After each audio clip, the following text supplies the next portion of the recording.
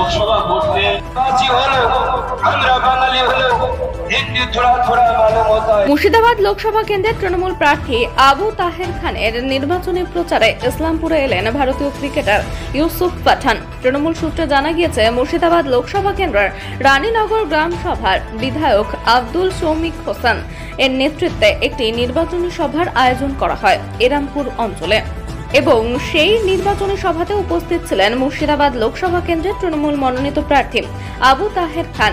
উপস্থিত ছিলেন বহরমপুর লোকসভা কেন্দ্রের তৃণমূল মনোনীত প্রার্থী তথা ভারতীয় প্রাক্তন ক্রিকেটার ইউসুফ পাঠান। উপস্থিত ছিলেন রানীনগর বিধানসভা কেন্দ্রের বিধায়ক শৌমিক হোসেন ও রানীনগর 1 নম্বর ব্লক তৃণমূল কংগ্রেসের সভাপতি মোস্তাফা সরকার সহ এক ঝাঁক তৃণমূলের ব্লক ও অঞ্চল স্তরের নেতৃত্বরা।